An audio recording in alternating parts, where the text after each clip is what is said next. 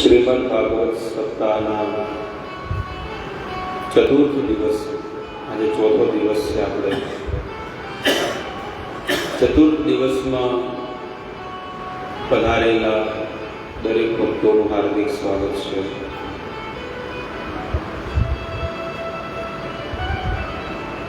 કઈ ઘડીએ અને કયા સમયે જીવાત્માનું મૃત્યુ આવશે અને આ સોનાની કાયા જેને કીધી છે તરત જ એક જ સેકન્ડમાં ઢળી પડશે.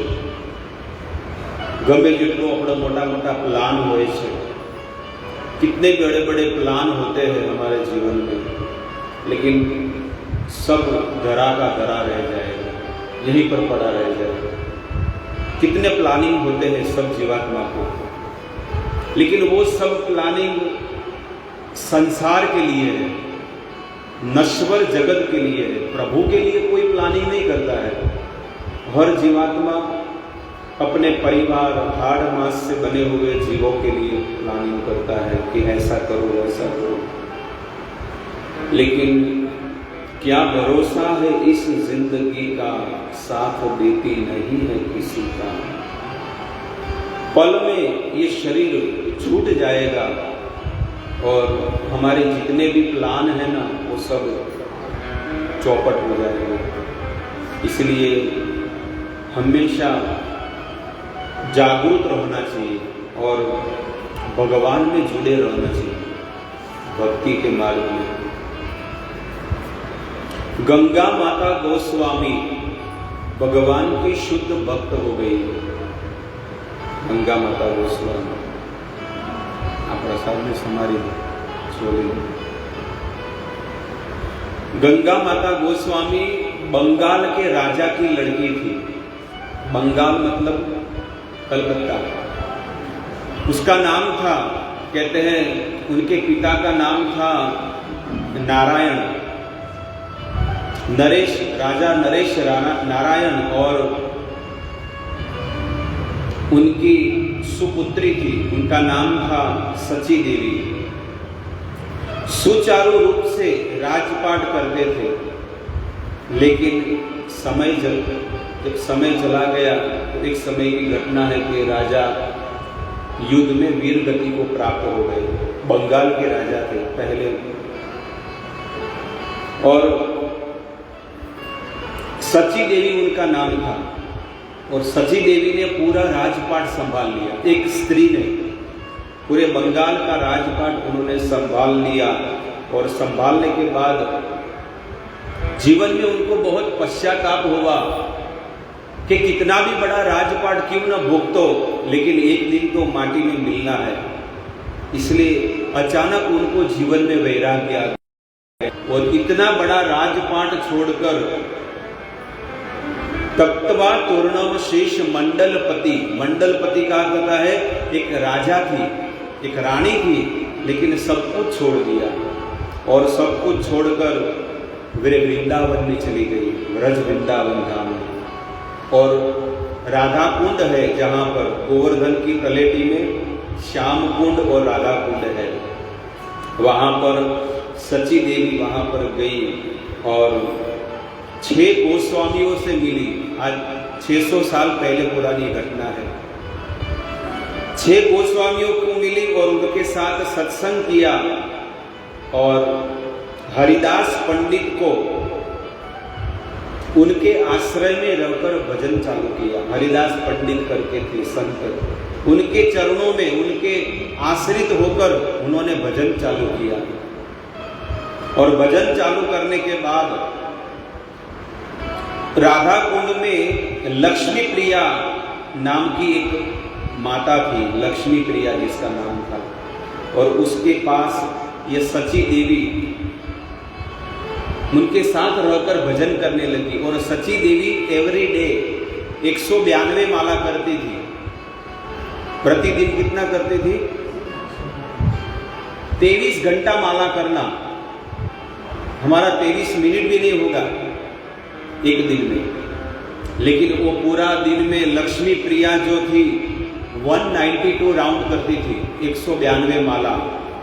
एवरी डे, प्रतिदिन 3 लाख नाम जप करती थी। 3 लाख। हमारा 3000 भी नहीं होगा, 300 भी नाम नहीं लेते हैं, लेकिन फिर भी बोलते हैं कि अरे मैं तो भव सागर में पार हो जाऊंगा। क्या होगा बताओ? हमको कोई चिंता ही नहीं है कि हमारा क्या होगा।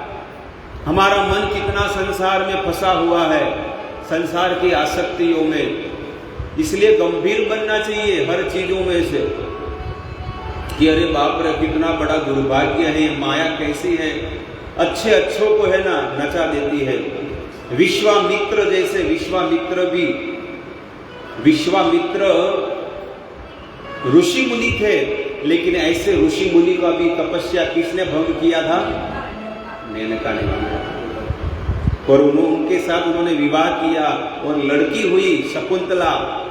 और तब उनको पता चला कि मैंने कितना बड़ा तपस्वी था, 60,000 वर्ष तक मैंने तप किया, लेकिन एक के अंदर में आसक्त हो गया और मेरा पूरा जीवन बर्बाद हो गया। बहुत मुश्किल है तप करना, भजन करना, भक्ति करना, साधना करना, बहुत मुश्किल है। हर कोई नहीं कर पाता है, लेकिन ये लक्ष्मी प्रिया एवरी डे 192 माला कर, क्योंकि जैसे भक्त के साथ रहोगे ऐसा हमारे अंदर भी विचार आएगा। वो भी प्रतिदिन 192 माला करने लगी और कहते हैं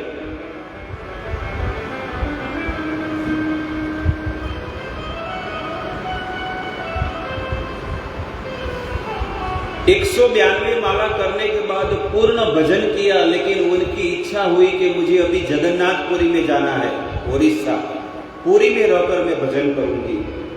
और जैसे ही पुरी में रहकर भजन करने लगी, क्योंकि बंगाल में थी तो एवरीडे गंगा नदी पर जाती थी और माँ गंगा का शरण में रहकर जप करती थी, गंगा किनारे बैठकर। घूमने की इच्छा नहीं थी। हमारा कैसा है? हमारा घूमने का इच्छा है कि यहाँ घूमूं, यहाँ घूमूं, लेकिन एक जगह पर बैठकर साधना करना, इतना दिव्य रस हमको नहीं मिलेगा। राय की सेवा करने के बाद उनकी इच्छा हुई कि मुझे गंगा स्नान करना है। ये गंगा नदी की महिमा बताऊं मैं आपको, कि उनकी इच्छा हुई कि मुझे गंगा में स्नान करना है। तब कहते हैं भगवान जगन्नाथ मंदिर में वो जब गई, ये सची देवी जगन्नाथ मंदिर में गई तो जगन्नाथ मंदिर में मां गंगा प्रकट हो गई मंदिर के अंदर, और उन्होंने वहां का आचमन किया और वो चरणामृत लिया उन्होंने। लेकिन मंदिर में जब गई तो मंदिर के पट बंद थे, और पुजारी ने जब देखा कि ये औरत मंदिर में चली गई, अंदर भगवान के अंदर मंदिर में, तो उनको राजा को जाकर कहा और कहने लगे कि इसको जेल में डाल दो। जब जेल में डालने की बात हुई और जेल में डाला, तब भगवान ने राजा को सपना दिया कि ये मेरी शुद्ध भक्त है और इसके लिए ही मैंने यहाँ पर उनको गंगा का दर्शन दिया है जगन्नाथपुरी में। हमारे घर पे कोई दर्शन देने आएगी माँ गंगा, लेकिन हमको यहाँ पर आना पड़ा है क्योंकि हमारे अंदर वो पवित्रता नहीं है। और इस प्रकार से उनका नाम, जब गंगा प्रकट हुई तो उनका नाम क्या हुआ? गंगा माता। उनका नाम ही हो गया गंगा माता। और इसके बाद जब राजा को स्वप्न दिया तो राजा ने उस गंगा माता के पास दीक्षा ले लिया कि आप मेरे गुरु हैं और हम आपके शिष्य हैं, क्योंकि भगवान ने मुझे सपना दिया है, इसलिए आप जैसे शुद्ध गुरु को। इस प्रकार से गंगा माता की कथा मैंने आपको कही, उसका नाम सची देवी था। लेकिन आज भी ऐसे घोर कलयुग में, ऐसे समय में भी अगर आप श्रद्धा पूर्वक भक्ति करोगे तो आपका हृदय शुद्ध और पवित्र हो जाएगा। आज एक वृंदावन के साधु का वैकुंठ वास हुआ, भगवत धाम, और ये ऐसे शुद्ध भक्त थे कि नाम लेते थे तो पूरी आंख भर जाती थी आंसुओं से, पूरा। और पूरा वो जो गमछा होता है ना, पूरा ये पूरा गीला हो जाता था। नाम लेते जाते थे और रोते जाते थे। हरे कृष्ण कृष्ण कृष्ण हरे हरे, हरे राम राम राम हरे हरे, ये जाप करते थे। और आज के दिन गोलोकवास उनका हुआ, गोलोकवास हुआ। इस प्रकार से हमें भी जीवन जीना चाहिए और प्रतिदिन हमें ये सोचना चाहिए कैसे करके मैं संसार से मुक्त हो जाऊं। ये संसार के विषयों में मैं फंसा हुआ हूं। हमारे मन को मापो कभी कि हम कितने फंसे हुए हैं संसार में, हम कितने फंसे हुए हैं,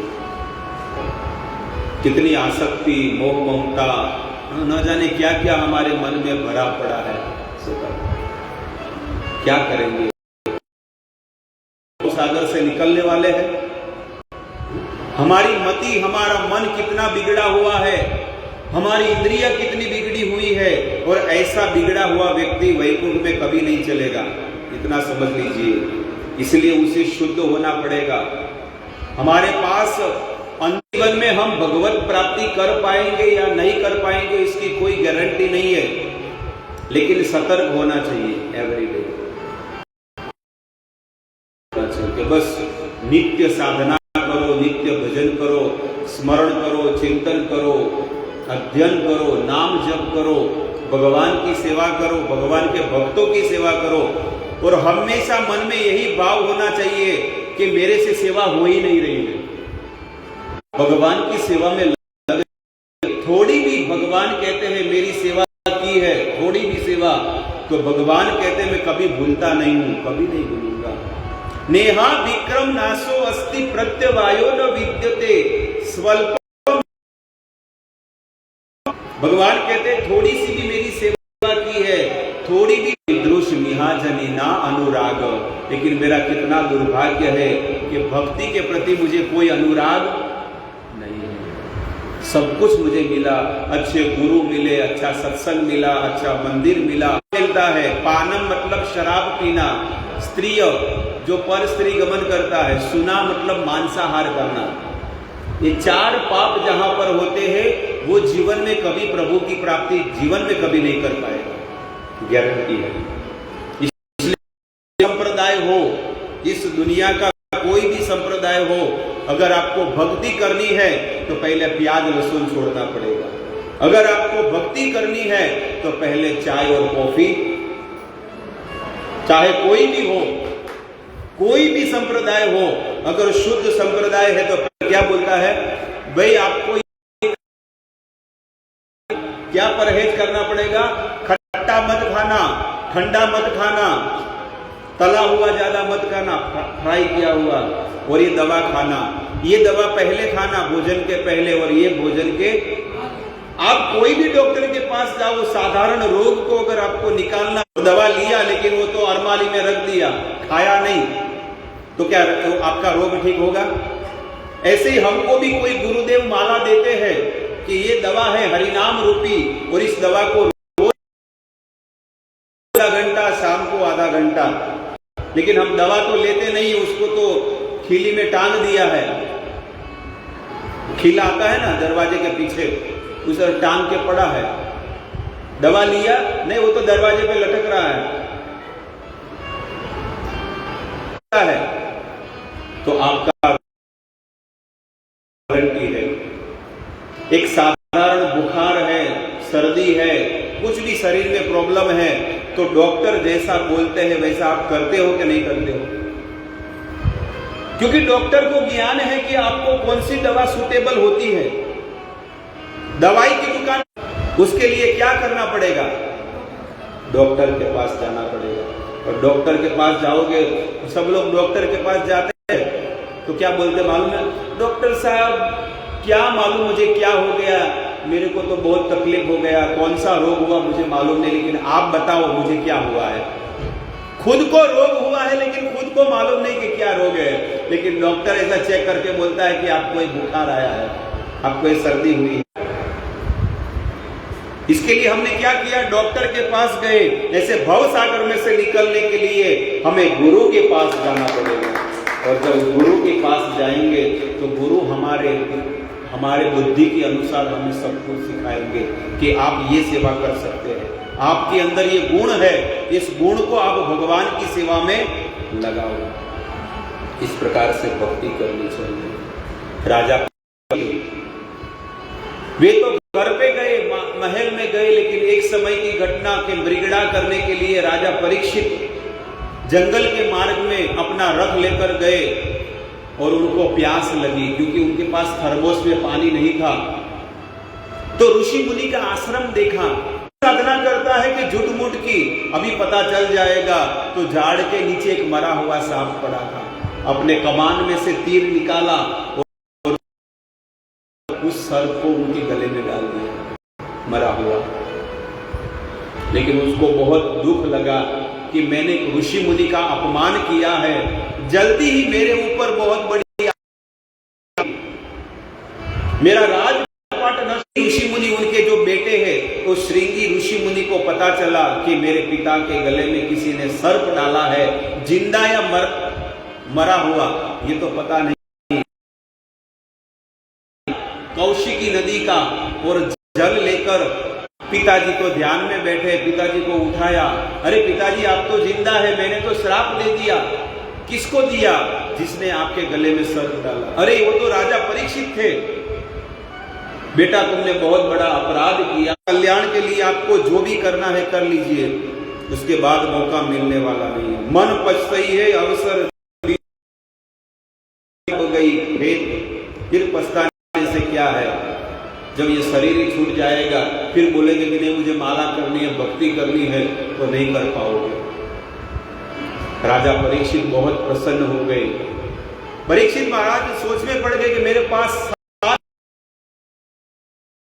मुजफ्फरनगर के बाजू में सुखताल है और वहां पर गंगा नदी के किनारे राजा परीक्षित पहुंच गए हैं। परीक्षित महाराज ने सोचा मुझे केवल 7 दिन और 7 रात तक केवल हरि कथा सुननी है और कुछ नहीं सुनना है, बस। रात हो जाएगी नहीं है, कब होगा? लेकिन एक गारंटी है कि सोमवार से रविवार में है।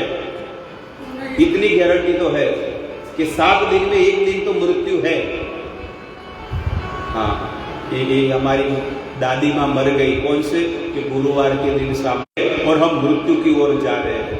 लेकिन किसी को कोई भी पश्चाताप नहीं है, किसी को कोई दुख नहीं है, बस ऐसे ही जीवन जी रहे हैं। वो भी जीवन जी रहे हैं और हम भी ऐसे ही जीवन जी रहे हैं, बस। किसी को कोई चिंता नहीं, कोई फिक्र नहीं है, कोई चिंता नहीं, बस जीवन जीवो। मरने के बाद क्या होगा? एक बार पूरी दुनिया में अनाउंसमेंट हो गया कि रात को इतना बजे बहुत बड़ा भूकंप होने वाला है और सब लोग मर जाने वाले हैं। बहुत बड़ा भूकंप होगा, रात को बात किया उसे, खाया उठना साथ में आएगा। बताओ बाद में ऊपर नरक में मिलेगा कि नहीं पानी पूरी, क्या मालूम? बताओ।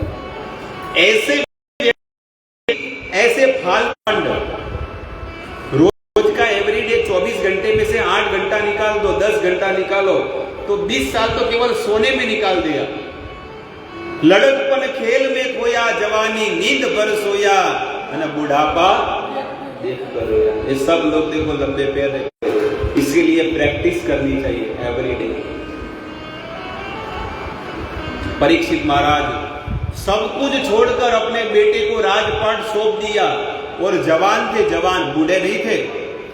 25-30 साल की उम्र थी राजा परीक्षित की, ये महाभारत में वर्णन है। और परीक्षित महाराज ने सब कुछ छोड़ दिया। हमारा 70 साल में भी नहीं छूटता है।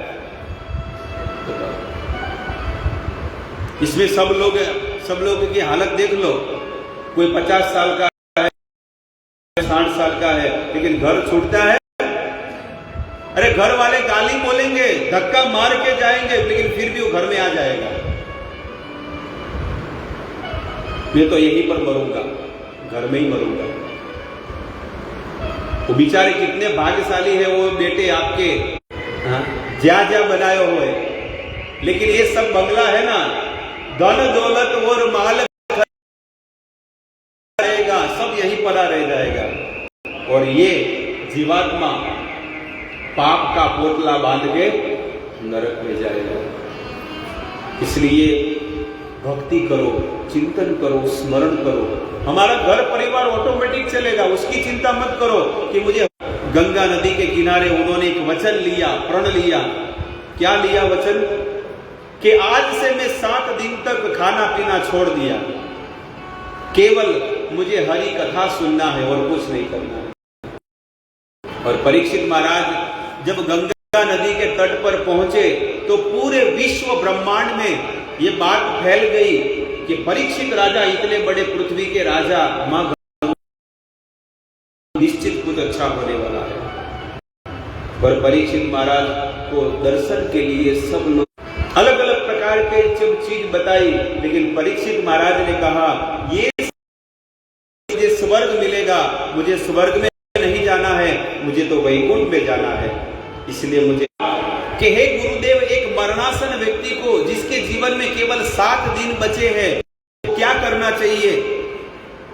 तब सुखदेव जी ने कहा कि हे परीक्षित, आप चिंता मत करो, 7 दिन 7 रात तक मैं तुम्हारे साथ हूं और मैं तुम्हें हरि कथा सुनाऊंगा। सुखदेव जी ने कहा कि आपके पास तो 7 दिन। खटवांग राजा जब असुरों के साथ युद्ध करते थे और जब जीता लेते थे ना, तो स्वर्ग के देवता कहते हैं कि मांगो, आपको क्या चाहिए? तो उन्होंने कहा कि मुझे वैकुंठ चाहिए। क्या चाहिए? समय मुझे हरिद्वार में गंगा नदी के तट पर पहुंचाओगे? कि हाँ, ये कर सकते हैं। तुरंत इमीडिएटली खटवांग राजा गंगा नदी के तट पर आए और उन्होंने गंगा नदी में ध्यान किया और ध्यान करते ही अपने काया को वहीं पर छोड़ दिया और उनके पास सोने का विमान आया और विमान में बैठकर वाया स्वर्ग से जा रहे हैं और वैकुंठ की प्राप्ति कर दी। तब इंद्र देवता ने सुन के लोग, ये संसार के लोग कितने भाग्यशाली है कि केवल 2 घड़ी का सत्संग से उनका जीवन धन्य धन्य हो जाता है। और इस प्रकार से खटवांग राजा कुछ ही घड़ी में भारत, हे भरत पुत्र, सर्वात्मा, सर्व हृदय में जो रहते हैं उस आत्मा परमात्मा के भजन करना। कौन है वो? भगवान ईश्वर हरि। उनका नाम क्या है? 3 संबोधन दे। इस प्रकार से अगर आप स्मरण करोगे तो बड़े बड़े भय से आप मुक्त हो जाओगे। हे परीक्षित, इस प्रकार से सुखदेव जी कथा करते हैं और इतनी सुंदर कथा है, इतनी सुंदर कथा है कि केवल ये भगवत कथा कोई सुनेगा करने से मुक्त हो। कहूं अनुभव में अपना, उमा कहूं अनुभव में अपना, सत हरि भजन जगत एक सपना। ये जगत कैसा है? सपने के समान है। और सत्य वस्तु क्या है? जो आप नाम लेते हैं। सत्य चालू होता है। रात को जो हम सपना देखते हैं ना, ये आंख बंद होती है तो वो सपना चालू होता है और वो सपना 1 घंटा 2 घंटे का होता है और वो सपना टूट जाता है। लेकिन ये 50 साल का जो सपना है, ये सपना कैसा है? आंख खुलेगी तो सपना आपका चालू होगा और आंख बंद हो गई हमेशा के लिए तो आपका ये सपना पूरा होगा। बस वो सपने में मुझे क्या करो? मुझे मारो, मुझे पीटो, मुझे पशु बना दो, क्योंकि मैं मनुष्य जीवन में लायक नहीं हूं जीने के लिए। आपने न जाने मेरे पर कितनी कृपा की, मुझे भारत में जन्म दिया, साधु संतों के बीच जन्म मिला है, ऐसे साधु संतों का आश्रय मिला है, सब कुछ मुझे मिला है, लेकिन मेरा कितना दुर्भाग्य है कि आपके भजन में मेरा मन नहीं लगता। संसार में, संसार के विषयों में मैं घूमता रहता हूं। बस खाई लो न पी लो न हारा कपड़ा पहन लो, बस यही जीवन में और कुछ नहीं है। क्या है? संसार के व्यक्ति क्या क्या करते हैं बताओ? अच्छा खाना किधर मिलेगा? बस अच्छा भोजन कहां मिलेगा? अच्छा सोने को कहां मिलेगा? अच्छा कपड़े कहां मिलते हैं? और ये एक जीवन की घटना नहीं है भक्तों, हमारे हर जीवन में यही हमने ये काम किया है, इसलिए यहीं तक फंसे हुए हैं। नहीं तो वैकुंठ के द्वार खुल गए होते, लेकिन फिर भी हम फंसे में आती है। कितने की आती है? 2-3 रुपए की आती है, और वो भी 2 महीना चलती है। आपके पास रखोगे तो कितना चलती है कि नहीं? लेकिन 2 रुपए की पेन भी अगर कोई देता है ना, ढक्कन अपने पास रखता है, पेन खाली देता है निकाल कर ढक्कन अपने पास, उसको भी विश्वास नहीं कि 2 रुपए की पेन भी मेरा ले जाएगा। बताओ, હવે એક સાધારણ 2 રૂપિયાની પેન જો માણસને નો છૂટે તો પછી બીજી તો ક્યાં વાત છે।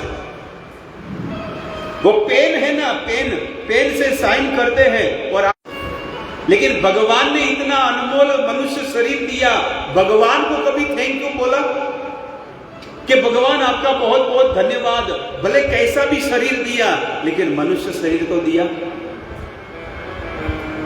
नहीं तो मैं कुत्ते के शरीर में, पशु के शरीर में, झाड़ के शरीर में आपकी भक्ति नहीं कर पाता, लेकिन भगवान आपने मेरे पर कितनी बड़ी करुणा की।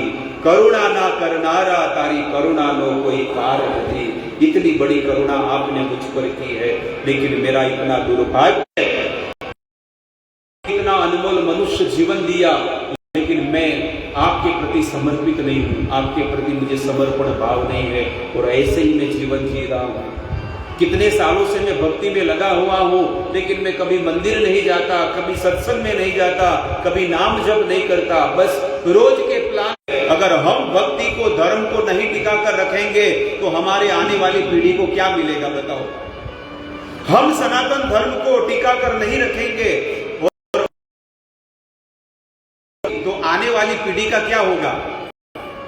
इसलिए बड़े बड़े मंदिर बनाते हैं। ऐसे भक्ति वेदांत स्वामी प्रभुपाद जी ने कहा कि हम बड़े बड़े मंदिर बनाते हैं, वो मंदिर नहीं है, लेकिन वो क्या है? हॉस्पिटल है।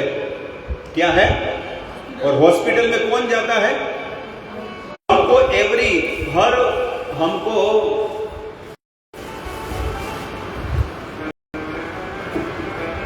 हफ्ते में एक बार हमको हॉस्पिटल में जाना चाहिए, और हॉस्पिटल में जाके चेकअप कराना चाहिए कि भाई देखो मेरा बीपी कितना है, शुगर तो बरोबर है कि नहीं। आप जाते कि नहीं जाते हॉस्पिटल में चेक करने?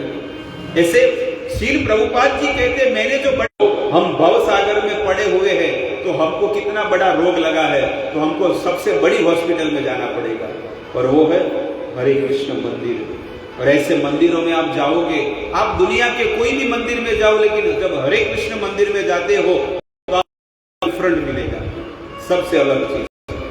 भगवान का श्रृंगार इतना सुंदर होता है ठाकुर जी का, और जैसे ही आप श्रृंगार का दर्शन करोगे और जैसे ही मंदिर के बाहर जाओगे तो आपको सुंदर महाप्रसाद देते हैं। बताओ कितना प्रेम करते हैं, आपसे बातचीत करेंगे और आपको कहेंगे आप ये माला का जाप कीजिए, समान है। और उसमें जो भव रोग लगे हुए हैं ना, वो लोग आते हैं एवरी डे। जैसे हमारा मोबाइल होता है, हम रोज चार्जिंग करते कि नहीं करते?